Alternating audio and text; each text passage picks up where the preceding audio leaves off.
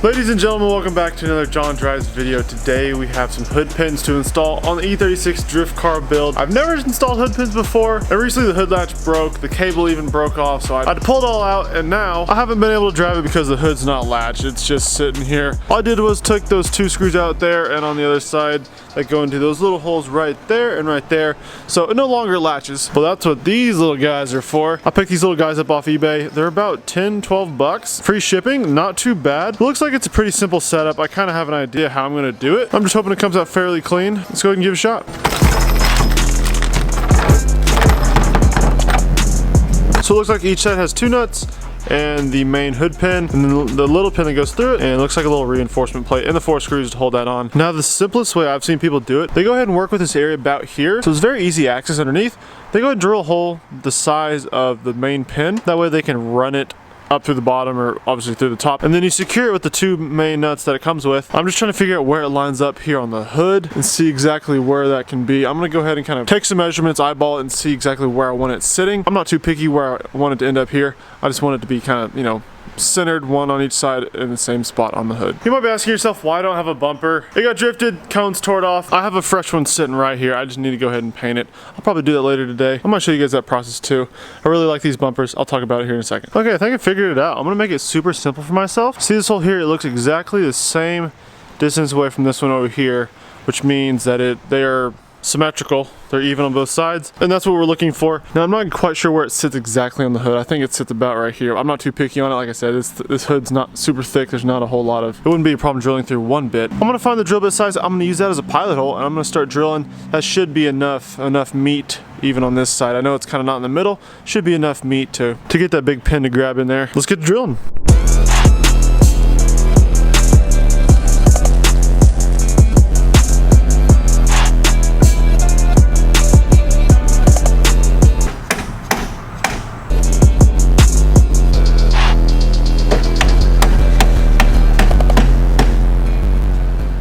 They're looking pretty good. I'm liking how they're coming out. At first it was sitting a little bit crooked. However, I just took a little hammer and just kind of tapped it upright. It's still finger loose, like these nuts aren't tightened down. All it did was bend this metal just a touch. I think it still should be plenty structural for just keeping the hood down. Now, the tricky part is figuring out where to drill on the hood. I've kind of seen some tricks. I kind of have an idea. I'm thinking about just putting like a piece of tape on top of this, and then putting a little bit of paint or like a Sharpie marker, and then closing the hood. Hopefully it leaves a mark on the underside of the hood so I'll know where to drill.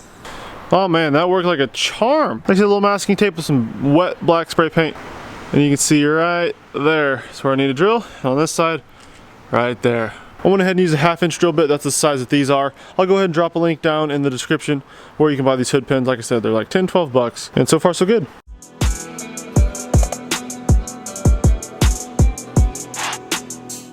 Holes are drilled, came out pretty nicely. As you can tell, the 1/2-inch drill bit does pretty good. Sits it pretty snug, and I do like how they are perfectly centered on the hood. One little thing is that I tried to drill from the outside of the hood and I peeled up a little bit of this metal. I was kind of ticked about it. However, I remembered I still had these little guys to install, which should cover it up and will be just fine. All I'm gonna do with these little guys, just set it over top the pin like so, kind of tape it down into place, get a little black Sharpie and make a tiny little dot in each one of those.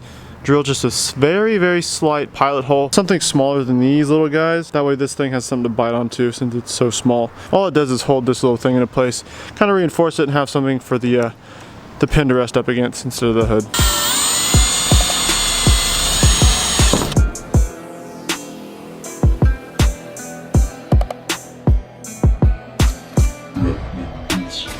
Alrighty, wrapping it up. It's looking good. I'm pretty pleased how it came out. It's not perfect by no means. I mean, they're kind of cheap, so you can kind of tell it's not 100% super sturdy metal as far as the little backing plate. Overall, can't be too disappointed with it. This is my drift car. I'm not too worried. Just want the hood to stay down, and the hood's pretty, like, it's not going anywhere. I'm giving it a decent little tug.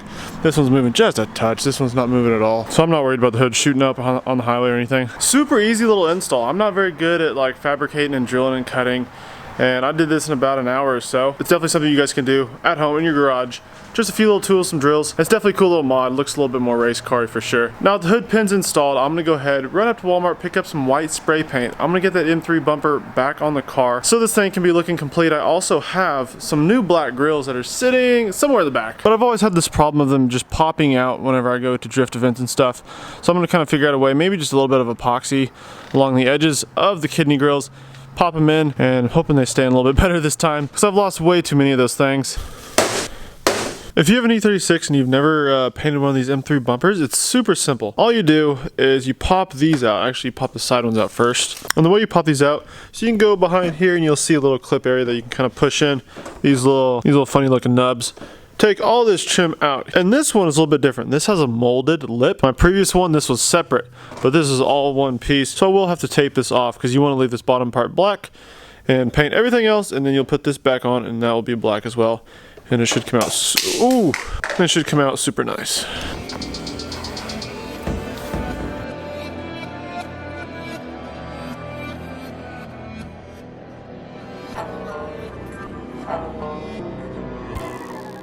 I thought now would be a good time as ever to try out the new little paint booth we have. I went ahead and put it on one of my old stools and a little trash bag down just to try to keep a lot of the overspray off the floor. And I have a little fan over here trying to suck some of the fumes out. Like I said, it's just a little bit of spray paint. It's not going to be too bad, especially if it gets a little overspray on the red one. I'm repainting it anyway, about to sand it all off. Have my little light, about to grab my mask, start spraying. I'm going to try to keep the bottom of this black. Actually, I might mask that a little bit more. But this is what I use, just the Rust-Oleum Gloss Protective White. It blends in pretty well with the BMW white paint. That's what we've all run. Looks pretty decent, especially just for a quick little spray paint job.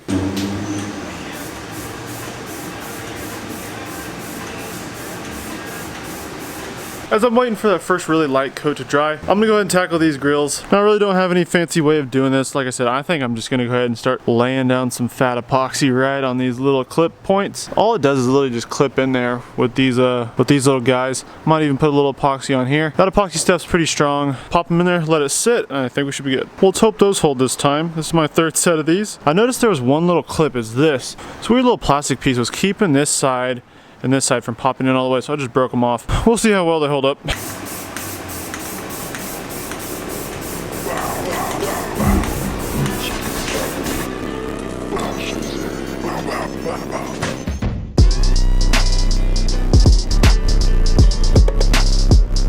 Just mounted up the bumper and it looks really good.